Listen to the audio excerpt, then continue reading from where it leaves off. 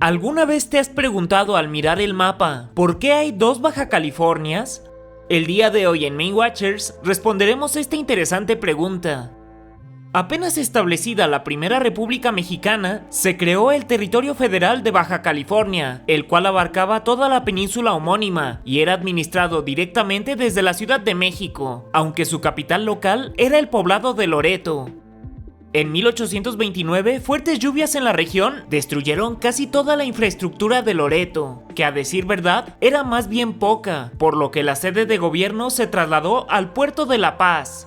Las cosas cambiaron drásticamente para el país tras la guerra contra los Estados Unidos, quienes se adueñaron del vasto territorio de Alta California, el vecino Nuevo México, y no pagaron ni un centavo por la otrora República de Texas, aprovechándose del enorme descuido al que estaban sometidos aquellos norteños territorios por el gobierno federal y por una población más bien indiferente, que dejó de lado las que pudieron ser las tierras más fértiles y ricas del país. Y con que cambiaron drásticamente me refiero a que hubo verdadero temor en México de que, en cualquier momento que lo quisiera, el tío Sam decidiera anexarse más territorio a su país para cumplir el destino manifiesto, acabando con la nacionalidad mexicana. Aunque tal miedo no fue suficiente para cambiar el estilo de vida de la población de entonces, que, increíblemente, se rehusaron a trasladarse a Baja California para poblarla y defenderla, lo que colocó al gobierno establecido en La Paz en un predicamento. Al más puro estilo estadounidense, que tiene en su territorio 2 Carolinas, 2 Dakotas y 2 Virginias, se pensó que en México podía imitarse el sistema, con 2 o incluso 3 divisiones en la península de Baja California. Además, invadir la península era una cosa extremadamente sencilla, ya que La Paz se ubicaba en la costa, solo bastaban un par de barcos de guerra para tomar el control de la ciudad, que al ser prácticamente su único lugar poblado, significaba también el control total de toda Baja California.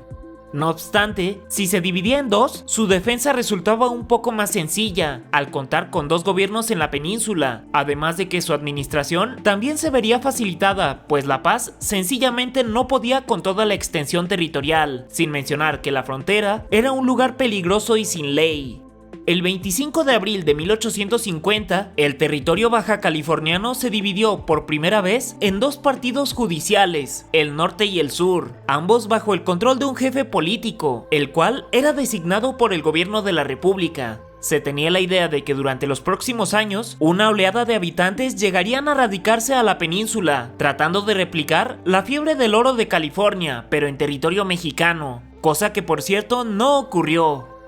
Conforme fueron pasando los años y Baja California fue poblándose, fueron evidentes las diferencias entre el norte y el sur, con necesidades muy distintas a pesar de ser vecinas, mostrando que, en la práctica, fue buena decisión establecer 2 gobiernos separados. El 14 de diciembre de 1887, en pleno porfiriato, se estableció una división en 2 distritos, norte y sur, separados por el paralelo 28 de latitud norte, del Océano Pacífico al Golfo de California. Cada uno gobernado por un jefe político propio, nombrado por el mismo Díaz, quien normalmente designaba a sus amigos o seguidores políticos para tales puestos. Hasta 1930, el mapa de México indicaba la existencia en Baja California del Distrito Norte y Sur, que políticamente cambiaron su denominación ese mismo año a Territorios Norte y Sur, conservando la misma división geográfica. No sería sino hasta el 15 de noviembre de 1951 que el entonces presidente de la República, Miguel Alemán Valdés, reformó los artículos 43 y 45 constitucionales, pues el territorio de Baja California Norte se había vuelto una de las zonas más importantes del país y ya contaba tanto con la población mínima como con los ingresos suficientes para mantenerse a sí mismo y convertirse en un nuevo estado de la República.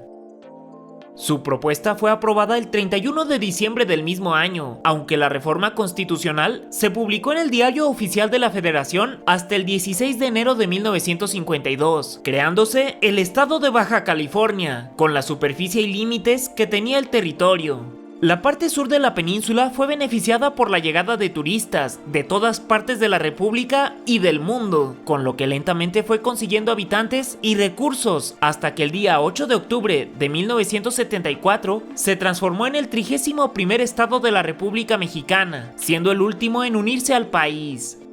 Desde entonces, la reputación de la Baja California no ha hecho más que mejorar, y contrario a lo que pasaba antes, cada vez más gente de todo México se aventura a trasladarse a la península en busca de un nuevo sustento, en busca de aventuras o en busca de sí mismo, convirtiéndose en la región más dinámica de todo el país.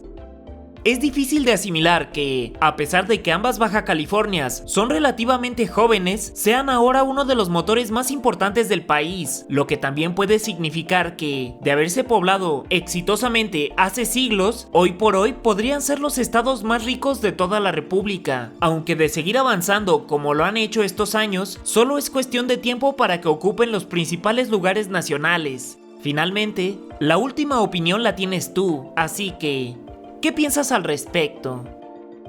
Muchas gracias a Horacio González Moncada, de la página de Facebook Seminario de Historia de Baja California, por su ayuda para desarrollar el presente video. Para Main Watchers, yo soy Snooty Aaron, y tenemos una cita todos los martes, jueves y domingos a las 8 p.m. en este canal, así que no lo olvides, suscríbete y activa la campanita. En esta sección donde pocos llegan, encontrarás todas las fuentes, créditos y referencias, por si gustas checar alguno. ¿Qué historia quieres que te cuente ahora?